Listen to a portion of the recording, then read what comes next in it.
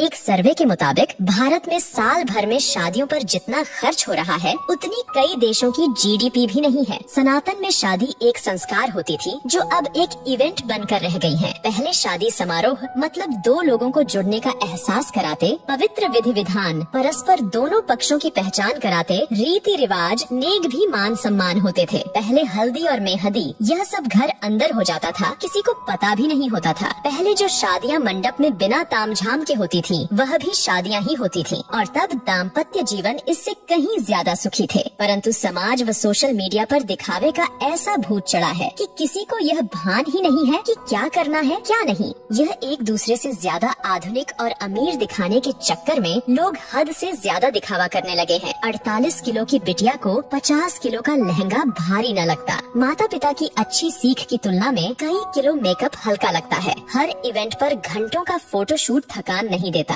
पर शादी की रस्म शुरू होते ही पंडित जी जल्दी करिए, कितना लंबा पूजा पाठ है, कितनी थकान वाला सिस्टम है, कहते हुए शर्म भी न आती। वाकई अब की शादियां हैरान कर देने वाली हैं। मजे की बात ये है कि ये एक सामाजिक बाध्यता बनती जा रही है। उत्तर भारत में शादियों में फिजूल खर्ची धीरे धीरे चरम पर पहुंच रही है। पहले मंडप में शादी वरमाला सब हो जाता था, फिर अलग से स्टेज का खर्च पड़ा। अब हल्दी और मेहंदी में भी स्टेज खर्च बढ़ गया है। Pre wedding photoshoot, destination wedding, reception, अब तो सगाई का भी एक भव्य स्टेज तैयार होने लगा है। टीवी सीरियल देख देख कर सब शौक चढ़े हैं। पहले बच्चे हल्दी में पुराने कपड़े पहनकर बैठ जाते थे, अब तो हल्दी के कपड़े 5-10 हजार के आते हैं। Pre wedding shoot, first copy designer lehenga, हल्दी मेहंदी के लिए थीम पार्टी, लेडीज संगीत पार्टी, बैचलर्स पार्टी, ये सब तो लड़की वाला नाक ऊंची करने के लिए करवाता है। यदि लड़की का पिता खर्च में कमी करता है तो उसकी बेटी कहती है कि शादी एक बार ही होगी, और यही हाल लड़के वालों का भी है। मजे की बात यह है कि स्वयं बेटा बेटी ही इतना फिल्मी तामझाम चाहते हैं, चाहे वो बात प्री वेडिंग शूट की हो या महिला संगीत की, कहीं कोई नियंत्रण नहीं है।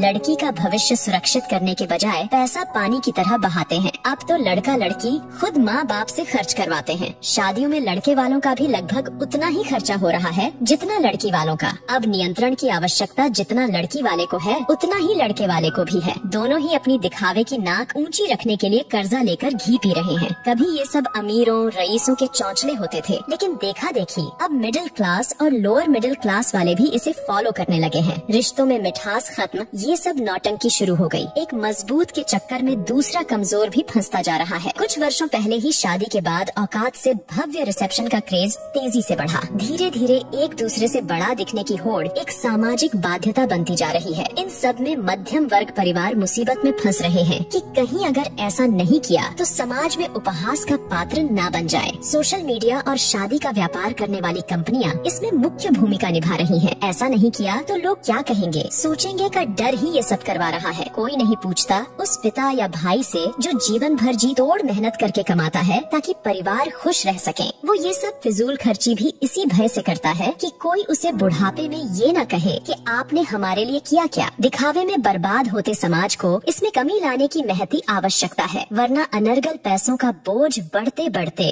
वैदिक वैवाहिक संस्कारों को समाप्त कर देगा।